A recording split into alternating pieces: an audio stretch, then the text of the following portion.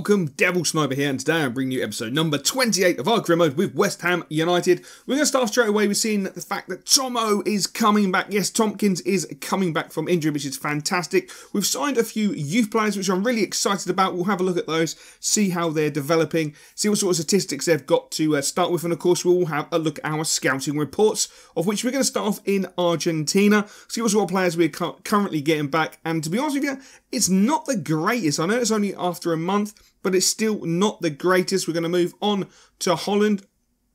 Again, nothing really spectacular. Some of the players that are coming back are just not brilliant. Obviously, the ones that look okay, we will keep on and keep looking at, and for a good 3 or 4 months, see if they do grow. And if they do grow or give us a decent rounded potential, we might take them on board. Otherwise, I'm not going to feel too rushed into bringing any more youth players in, to be honest. Now, looking at the 3 lads that we did sign, straight off the bat, the left winger, I'm slightly disappointed. Medium-low work rates I can cope with. Left, right wing I can cope with. But the 2-star skill moves and the 2-star weak foot is really, really disappointing. McLeod, who looks not too bad, does have the 3-star skill moves, does have the 4-star weak foot. He can play cam and centre mid, which is, you know, I'll take that on board. And Pepper, who we finish off with, you know, again, low work rates are not the greatest. The 2-star weak foot, the 2-star skill moves, and the fact is an ST and a CF, it's just not the greatest. So I could foresee some potential sales there. Get them off the books as quick as possible and hopefully draft in some better talent. Obviously, Liverpool are applying the pressure. They're on 73 points. We are on 71 points. And we have got to play against Chelsea at Stamford Bridge. Obviously, Chelsea have only lost 1 game this season. Just the 1 game this season, which is... that's absolutely phenomenal. Trying to keep up with them is extremely difficult. We are going with a strong side though, with Ederan, Matthews, Reedy, Collins, Krezes, Poyet, Klassen, Noble, Downing, Sacco, Valencia. You know, that's a really strong starting lineup. I'm hoping the boys will do the business and really give Chelsea a good test, because, you know, they have been dominant all season, hence why they are Premier League champions. They've done it with ease. Perhaps if we stayed on world class, we might have given them a bit of a push, but we didn't. And as you see in there, Valencia dumped the Chelsea player to the floor and just powers away. He's got such great pace. Unfortunately, doesn't get the cross in. Manages to nick it in for Mark Noble, but Noble can't direct it into the back of the net, which was a great shame. But the one thing you come to expect from Chelsea is they will dominate the possession. That's exactly what they've done in the early stages. They really took a chokehold on the actual possession, made it very difficult for us to get the ball and retain the ball. A lot of closing down, a lot of organised defending, which we've done all season. We've conceded very minimal goals. We've done very well all season when it comes defensively. Even with the upgrade of Legendary, I do feel we've done okay defensively. We've made perhaps a couple of uncharacteristic additional mistakes, which is a little bit disappointing. But that was a competitive first half, and of course we do keep that clean sheet at half-time, which is fantastic. But Chelsea really did have the lion's share of possession and the lion's share of the play, which didn't make for very good viewing for our good selves. I sent a bit of a rocket up the boys' arse and just said, come on, you know, try and express yourself a bit more, try and get onto the ball, try and create something. You know, they're not the, you know, they may have won the title, but, you know, we can still have a crack at them. But Sacco picking that ball up, knocking it into Matthews, Matthews into the box, but what an absolutely amazing block, just at the right time as Matthews is having a crack. The block comes in, which was really, really sensational, to be fair. And it just goes to show why they are champions, to be honest. Matic with the header, and Adrian turns it over the bar. I mean, that was a powerful header from that range. The corner comes in, and Loic Remy knocks it into the near post to give Chelsea the 1-0 lead after 75 minutes, which was really disappointing. I felt we'd done enough to at least be worth a point, to be honest. The ball swung in there, Remy clearly offside, the ball ends up in the back of the net, and thankfully the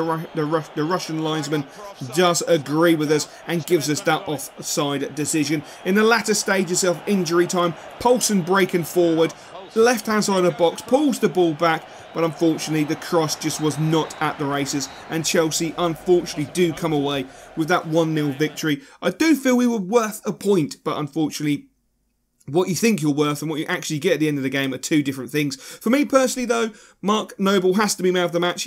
Anything that we've done well came through him. He's our catalyst, to be honest. Anything that we've done well went through him.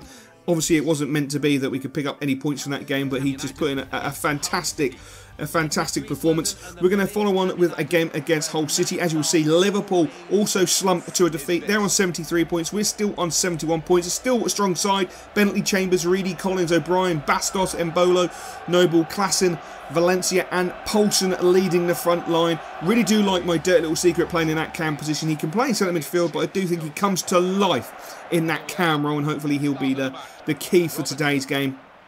But Hull are a team that we can't underestimate. You know, they may not be playing for anything of great importance compared to ourselves, because we are playing to finish in the top 2, which would be an amazing actual feat in my personal opinion. Marky Noble there picking up a booking, went in full-blooded. At the end of the day, if you go in, you make challenges, you run the risk of being booked. It's one of those things, but as you can see, it really was a lot of Hull in the first half, really dictating the way the game was going. We were lucky to get away with the defensive header there. How we kept it out, I honestly do not know, but really trying to get the counter-attack, trying to launch the breakaway, but the referee concluded the first half with the only real highlight for ourselves. Really disappointing play in the first half. We really didn't come out looking confident. I think the Chelsea game really knocked the lads, but I sent a rocket right up their back doors, and I wanted them to play well. I wanted them to come out and show the fans that they want to finish second. Valencia with a great opportunity, trying to draw the keeper out. It completely failed. You can see his anger as he punches the pitch.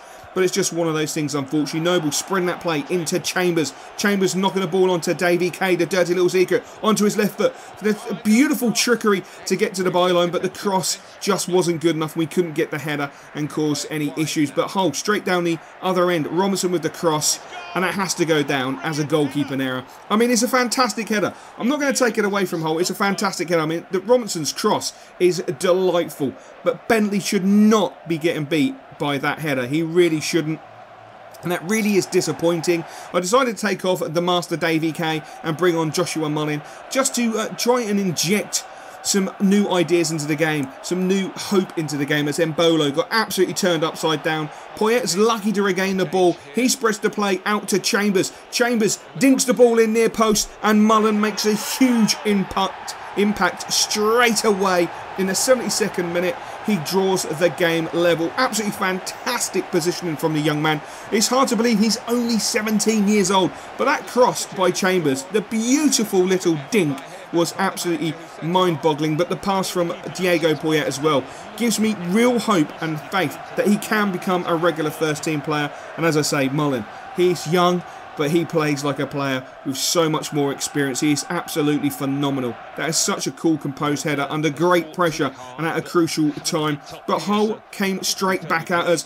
Delightful ball in, but this time Bentley reads the danger, reads the situation, gets the ball out early, straight into Embolo. Embolo moves the ball forward into Poulsen. Poulsen looking to spread the play wide on the right-hand side.